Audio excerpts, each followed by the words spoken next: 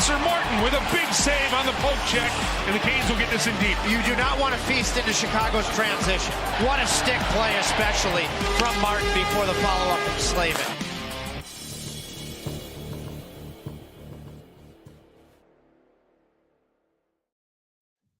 And good evening. I am Adam Gold, and welcome to Canes Corner Podcast. And we are inside of PNC Arena as the Hurricanes beat the Chicago Blackhawks 6-3. We're brought to you by the Aluminum Company of North Carolina. If it's for the exterior of your home, you can find it at the Aluminum Company of North Carolina on Hamlin Road in Durham. No place like it. Sammy Hanna and his crew do a great job. You should check them out for all of your exterior home improvement needs. So here we are again. It just seems like we did this a couple of nights ago as we were after the 3-1 win over Vegas Saturday night. Actually, it was Sunday morning. It was almost just like a few minutes ago, it feels like, because it does feel like we just did this. But the Hurricanes, this was a very different game tonight than the one against Vegas. Vegas obviously brings a lot more resistance to the table than does Chicago. And real quick about the game, I thought Carolina was, predictably dominant for 35 minutes. Last 5 minutes of the third period, once it went 4-0, I think you could see Carolina not, stop trying, but they kind of let their guard down just a hair. And once Chicago got a little bit of a foothold, I thought the end of the second period was unusually hairy. And the Blackhawks got the goal. The Foligno, great backhand spinning shot that I think fooled Martin. Went off the glove. It got a piece. Could have made the save for the same price. But it goes off the glove and in to make it 4-1. And I thought there was an adrenaline boost from the Blackhawks the rest of the period. And Carolina was just looking for some way to restore order. And I guess they did in the third period. But pretty much everything Carolina did well came on the power play. Although I would say the same thing for Chicago. I thought the rest of the game was basically a special teams game. And this is why it doesn't matter how bad your power play is. If you have an extra player, you should have an easier time scoring goals. And the Blackhawks came in with the worst power play in the sport at just over 12%. Trying to think of the actual number. I wrote it down somewhere. I think it was 12%. And the Hurricanes had the third best penalty kill in the sport at almost 85%. So, of course, Chicago scores twice in the power play. Anyway, 5-3, anything's possible at that point. I actually think that they waited too long to pull Peter Mrazek, because I would have done that. You're not down one goal, you're down 2 goals. I thought they should have pulled Mrazek with about 3 and change left for the extra attacker. Doesn't matter how many. First of all, for Chicago, I don't care who the game is. It doesn't matter if you lose 8-3 or 5-3. It's the same loss, on top of the fact that you're not going anywhere.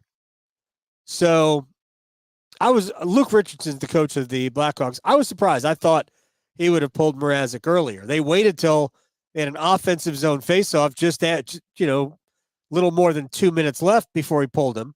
And then, even though there was a faceoff that just came outside of the Blackhawks offensive zone, he left Mrazek on the bench.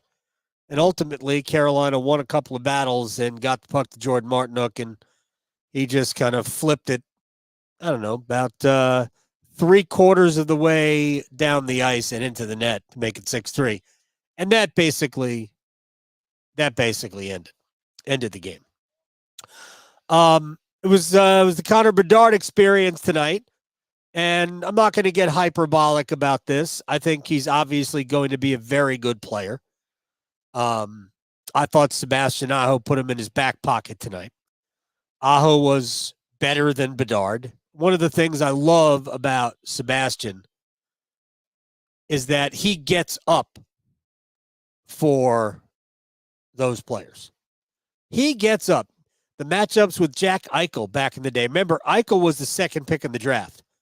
Sebastian Aho was a second-round pick in that draft. I think that was the McDavid draft, right? McDavid, Eichel go 1-2. No, it was Matthews. Austin Matthews, Jack Eichel, I think, go 1-2. Whatever it was. Who knows? But Sebastian was a second-round pick. And Aho has always gotten up for games against Jack Eichel. So a couple of things I want to get to tonight, obviously. That's why we're always here. Invite you to subscribe and like and do all the things that you do when you hit buttons and all of that. And we'll start with Spencer Martin, who to me is an incredible story. Forget about is he or is he not a good enough goalie to be part of Carolina's solution to the position heading into the last quarter of the season. And we are now entering the final third. Like, no joke. Carolina has played now 55 games. There are 27 of them left. So we are into the final third of the season at this point. Frederik Andersen is on the way back. He's been practicing. He actually was in the starter's crease tonight, or rather at the morning skate today, and he gave everybody I don't know, like, what? Is Freddie going to play tonight? No. Not ready to play yet. But my guess is, I don't know, 2, maybe 3 weeks away. Who knows? It's up to Freddie. When Freddie declares himself ready to go, they'll either put him in the lineup, or maybe they'll ask him to do, a couple of games in the minor leagues. But I don't even think they'll do that because I don't think Freddie wants to do that. So, it's been a while. It's been since the beginning of November since Andersen has played. So my guess he goes through a couple of weeks of fairly, high workload practices before we see Andersen in a game. Anyway, we know that's coming. That's on the horizon. Antti Raanta, you don't know when he's coming back. Kochetkov was ill, not injured, ill before the game. So he didn't even come to the skate, and they gave him the playing the game off. And Spencer Martin is now 3-0 with the Hurricanes. He made 55 saves on 58 shots in beating Boston in Boston, Vegas in Vegas. And now he comes home against the Blackhawks. And while the numbers don't look pretty, I think Spencer Martin was outstanding. He was one of my 3 stars of the night. But it was great. The 2 saves he made in the 5-on-3 Chicago 2 power play, 2-man advantage. I mean, the save on Tyler Johnson where he gets all the way over to stop the one-timer from the right faceoff circle, and then the save on Ryan Donato, top of the crease. I mean, forget about the Joey Anderson save later in the period where I don't even know if you get a save for it. He poke checks the puck off of Anderson's stick. He was skating in all alone. And then Martin loses his stick into the corner. It was like, I thought Kochetkov wasn't playing tonight. As it turns out, Canadian Kochetkov was playing tonight. So tip your cap, Spencer Martin, to the guy who's reinvented the poke check or the poke check, however you want to call it. But Martin, I thought, was excellent tonight again. And now this is 3 games and 3 wins. And I just want to point this out because I think you can easily overlook or not give enough credit to what this story is developing into. And we don't know where it goes from here. We have no clue where it goes from here. Because when Anderson comes back, you're not keeping 4 goalies in the regular season. You're just not. When Anderson comes back, what do? If Anderson's ready to play, he gets activated, and now you've got Anderson, Kochetkov, and who?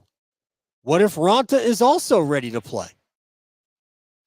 You're not just allowed to keep guys on injured reserve. You can't manipulate your roster that way. The Hurricanes are probably not going to carry 4 goalies. So, I mean, it's possible that Spencer Martin doesn't see the end of the season here. And let's be fair. He has played well enough where if the Hurricanes try to waive him, there are teams in the playoff mix that need a goalie. Is Spencer Martin right now playing better than anybody the New Jersey Devils have? I don't know. I don't know if he's playing better than Vitek Vanacek, at least the times that we've seen Vitek Vanacek. But if you put him on waivers, you probably lose him. That's it. I mean, it's just the reality, right? But this story right now is, it's just a great story. And who was it? I was having a conversation with our Las Vegas correspondent. I'm sorry, our Las Vegas bureau chief, Lindsey Brown, just about different elements, just unrelated to the Hurricanes, but different things about sports that we love.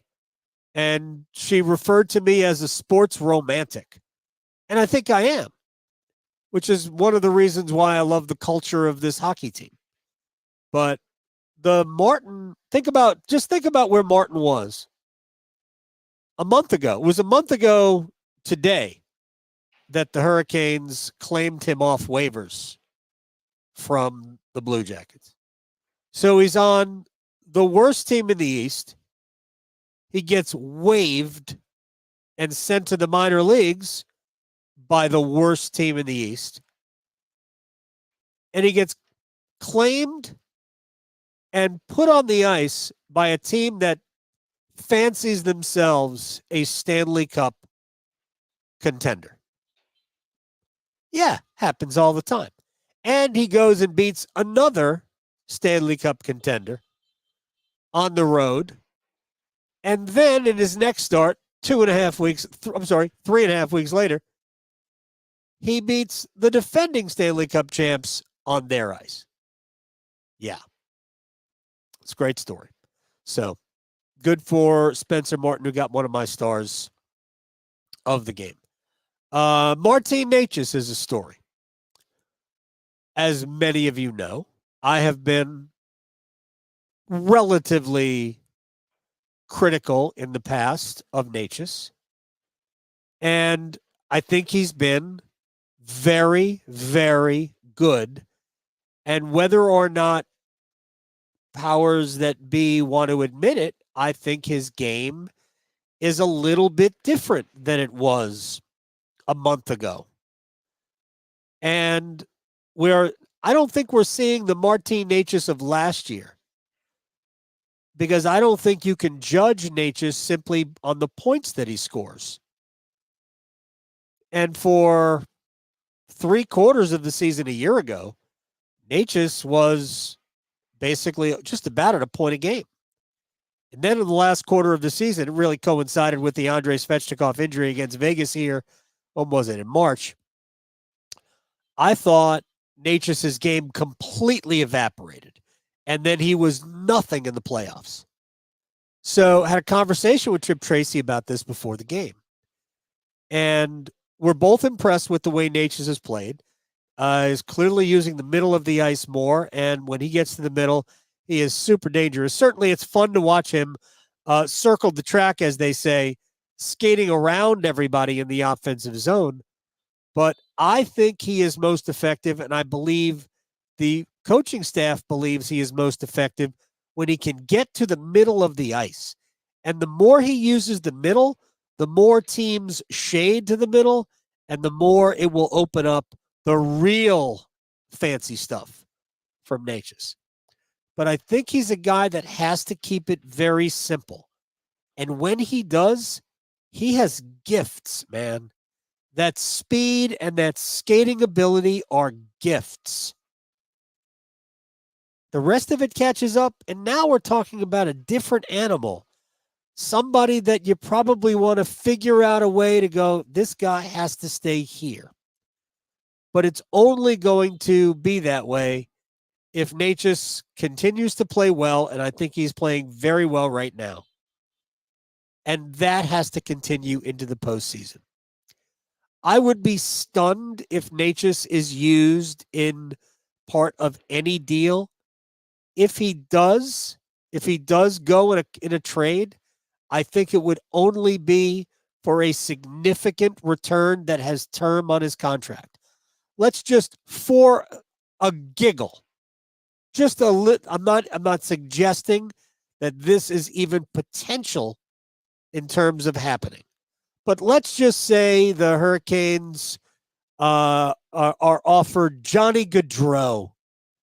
Again, I'm not looking at it. I'm not predicting it will happen. I'm just throwing a name out there with some term left on a contract, and that might not even be a good one because the contract's relatively high. But either just work with me on here. That's the kind of trade I think you would see Necas involved in. It would have to be for a return that Carolina believes is an upgrade on Marty. But right now, I don't foresee anything like that happening. If it does, it does. But I don't foresee anything like that happening. The way Necas is playing right now is, and in some ways, it reminds me of the way Kotkaniemi was playing at this time last year. Remember, right before the Stadium Series, Kotkaniemi had really established himself as a reliable player. Not a great one, but a reliable one. Tonight, he scored his first goal in 2 months. December 19th was the last time he scored. It was here against Vegas. But Necas has made himself into a guy that, yeah, you're going to have to really blow me away. So, good for him. He has played very well. That line has arguably been Carolina's best, really, since the All-Star break ended, with Jack Drury in the middle and Michael Bunting on the left. And Necas to Bunting for the goal tonight was just gorgeous. It was a gorgeous pass. It was a gorgeous shot, both backhand style. And that was just a good play, all around good play. Sebastian Aho rose to the occasion against Connor Bedard tonight. Tripp told me before the game, and I think this was a conversation that was off air, so we talk about a lot of things. And he thought that Rod would put Aho on Bedard because not only is Aho physically equipped with quickness and side-to-side ability, not only was he physically equipped to deal with Bedard more than Jordan Staal, the captain, but I also think that Rod was looking for an offensive spark. He was looking for Aho to look across the faceoff circle, as it were, and almost take it personally. What you would be taking personally is just, it's one of those sports things.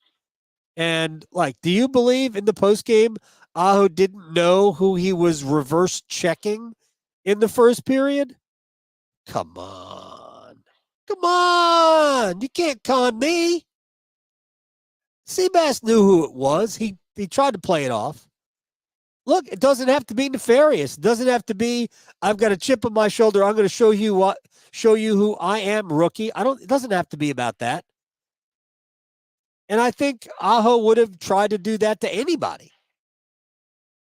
But he did it to Connor Bedard. I've always said this about Sebastian Aho. I like angry Aho. I like the Seabass that gets a little bit edgy. I love it. Absolutely love it. I like when he does stuff like that. And he was otherwise excellent. I thought I thought the first period, it looked, as a team, Carolina was dominant in the first period. And while I thought there were some very early shifts that were not great from Aho, Svechnikov, and Jesper Fast, I think for the most part, they got it going, and I thought they were at their best in the second period. So Aho got my first star of the game. I thought he was excellent. I thought Necas was good. He got my second star, and Spencer Martin got my third star of the game. There were other options. I think you could have easily gone with Brett Pesce as the second star, as one of the 3 stars of the game. I thought, you could always, if you just wrote down Jacob Slavin third star of the game for all of the remaining games, if you did it right now, you'd be right a whole lot more often than you'd be wrong. So he was very, very good. Very, very good tonight. But to me, those were the top candidates for that. I mean, you could always, again, doesn't really matter. These things are just goofs. But Seabass looked good, and he hadn't looked great, really, in the last few games. Since the All-Star break, he had not looked, or since the road trip, he did not look good. He looked good, decent, from the first couple of home games after the break, but it wasn't a good road trip for him. And it wasn't a good road trip for Svechnikov. And Andre, I thought Andre played fine tonight. Andre probably should have had goals in 3 separate occasions.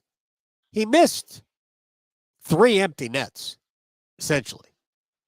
But when you score 6 and one of your top guys is off, not off in effort, but just off in, the ability to put a puck in the net, and everybody's got him, so no big deal. When you can score 6 and you don't need a real contribution from Svechnikov, you've played pretty well. And again, I thought for nearly 2 whole periods, Carolina was dominant. Power play looked great. Didn't finish a ton. I think 1 for 4 on the power play. The last one was trash. But whatever. I thought the power play looked very good. The first 3, I think it was, were excellent. They scored on the third one, and that was Aho firing shots. Pardon me. A fortunate rebound to Brent Burns, and then a one-timer from a sharp angle into an empty net. The interesting thing, now it helped that Burns is a right-hander, below the right face-off circle. So it's a little bit of a better angle. But Andrei Svechnikov was in basically the exact same spot 30 seconds prior, had the same look at the goal, but whistled it right through the crease. It doesn't hit any part of the net, so it's not a goal because it has to go inside the 2 pipes on the outer edges and the crossbar at the top. The puck must go in that area for it to be a goal. That's I think that's a new rule in the NHL. But the power play looked great.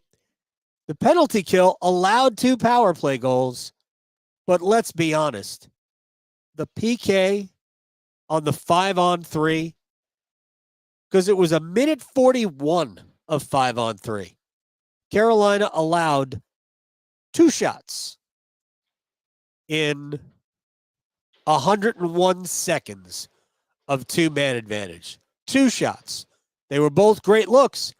This just in, you're supposed to get great looks at a 5-on-3. And was it Tyler Johnson from the left face-off circle was stopped as Martin got over post to post to seal the post and make the save, and then Ryan Donato. He was right out in front with the puck, and while Orlov might have gotten a piece, it's clear that Martin's blocker got enough of it where if Martin doesn't get it, it's in. So, again, I thought Martin was excellent, but the penalty kill really didn't allow anything on the 5-on-3. And again, man, usually if you got a two-man disadvantage, it's like for 30 seconds. Can we just get out of this one? But really right after the faceoff, when you're shorthanded, it was 19 seconds later. So I think there was an exit. The Carolina cleared the puck, but then it came right back in. And you get to the faceoff. And Jarvis deposits it in the stands. I know they showed a replay. I didn't see a replay really. So I'm going to just say they probably got it right. They usually do get those right. But not only do you lose, not only is Jarvis in the box and you're down 2 men, but Jarvis is one of your best penalty killers as well. Now, does he do 5-on-3s? Not really. They use Staal, and I forget who the 2 defensemen. I think it was Skjei and Pesce at this point. Could have been Slavin and Burns. But to be honest, it was their 5-on-3 PK kill tonight was maybe the difference in the game. It really was that good. All right, final thing, and then I will I'll just check out the comment section here. Pierre LeBrun wrote a piece in The Athletic about the Hurricanes' deadline plans that I know gets a lot of fans mad because it's pretty obvious that Carolina is not going to go the rental player route. They're not going to rent a goalie, no matter who it is. They're not going to rent a forward. They're not going to rent a defenseman.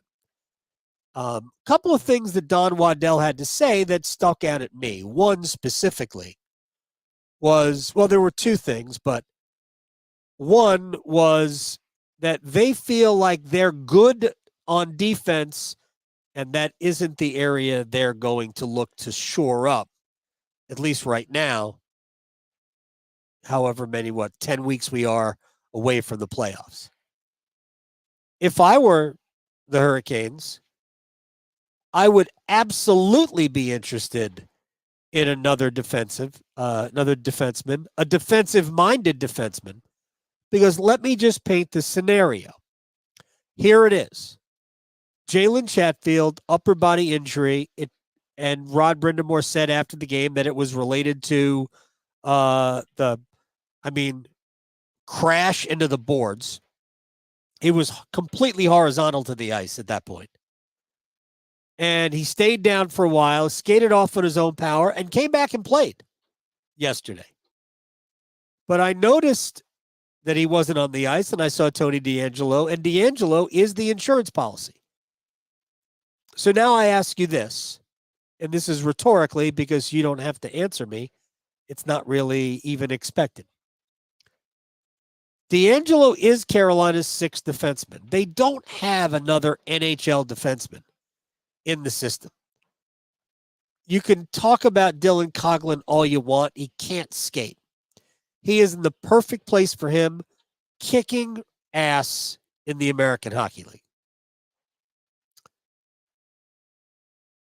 They don't have another one.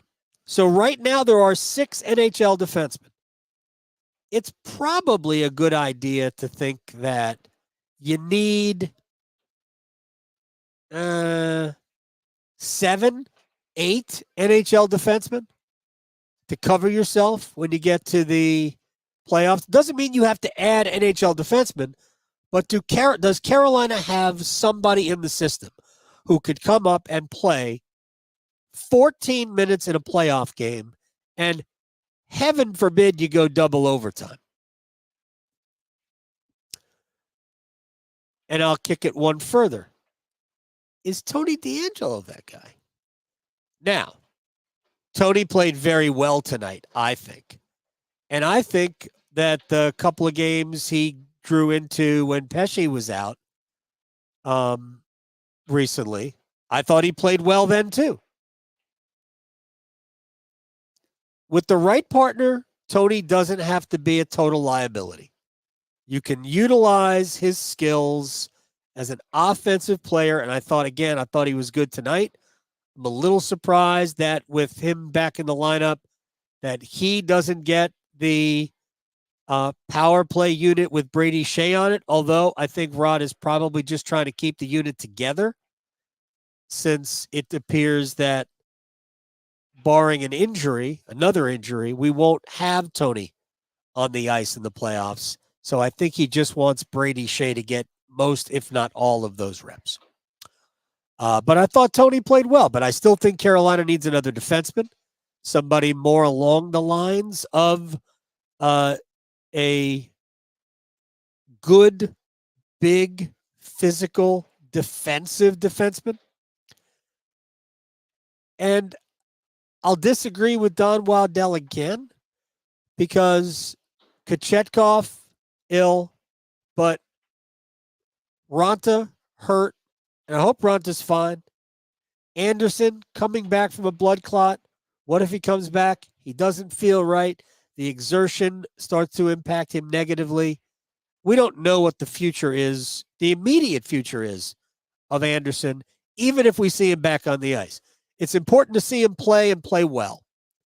But other than that, we don't really know much. And it's hard to count on him. So I'd like to see the Hurricanes add a depth goaltender. Maybe they don't need a 1. Maybe they do, but maybe they don't. It's probably leaning right now to saying they don't need a number 1. But again, tricky situation. Tricky situation in goal. They're not keeping 4 goalies.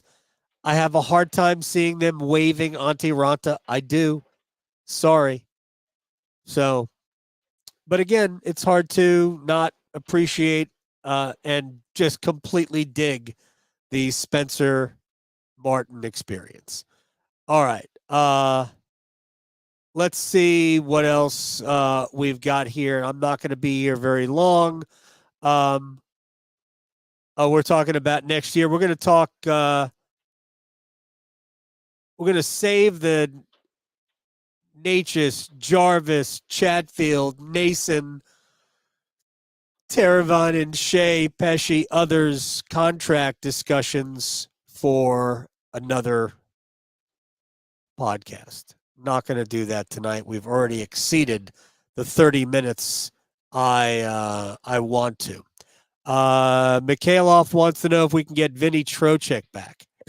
No, you can't get Vincent Trocheck back. We should have never gotten rid of him. Well, I mean, he didn't sign here. He was a free agent, and I don't know if he was always going to go to the Rangers or not. The contract he got with the Rangers really wasn't terrible other than it was 7 years. And I think the Hurricanes would have been more inclined to go 5 years at, let's just say, $7 million per than they would have been 7 years at $5 million per. Which is, I don't know what's going to happen with the Jarvis contract talks or whatever. Or Necas, if there are any. Right? It's anything's in play there. And I have this bit of housekeeping. Spencer Martin will join me on the radio tomorrow. Today, if you are listening to this on Tuesday, at 2:15. So we'll talk to Spencer about the experience. So I do think Carolina needs a defensive defenseman. I would explore goalie depth, but it's very tricky given the roster situation unless you have an injury and can store somebody on the roster on IR. Right now, Carolina's carrying an extra forward and an extra defenseman and an extra goalie. That gets you to the 23. Steven wants to trade a second-round pick for a D-man to add depth. We have 2 second-rounders. We do. But, again, you need to have room on the roster. Right now, Carolina doesn't have any room on the roster because they're carrying 3 goalies. And They don't want to lose Spencer. I'm guessing they don't want to lose Spencer. And I know somebody earlier said that the Hurricanes should let Antti Raanta go. Yeah, I mean, it was cold enough to waive him, right? Place him on waivers. But I don't really see the Hurricanes waiving Raanta. I don't. We'll see what happens. That's that. So Christopher says we need another scoring forward. I don't disagree there. And I think the Hurricanes might consider another scoring forward if push come to shove, and they could get somebody with term. But again, I don't think it's not going to be a rental.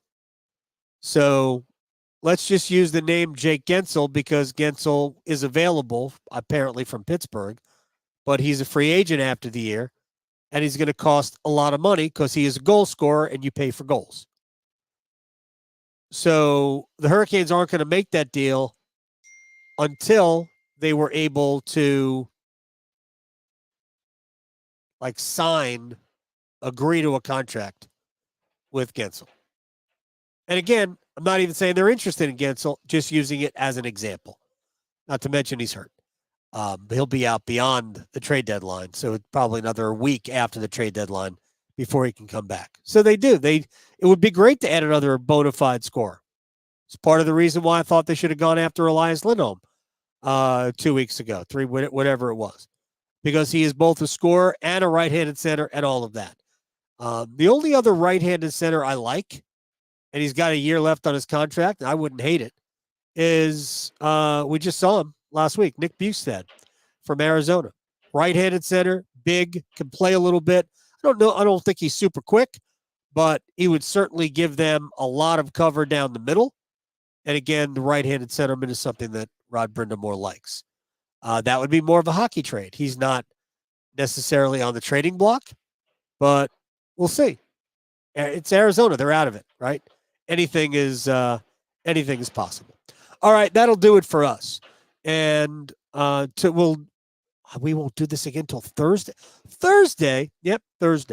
Another reminder, Spencer Martin tomorrow, 2:15 p.m. Eastern Time on the radio, 99.9 The Fan. Like, if you're in Australia and you could dial up WRALSportsFan.com, that's right, WRALSportsFan.com, you can actually listen live 2:15 p.m. Eastern Time, which is middle of the night in Adelaide.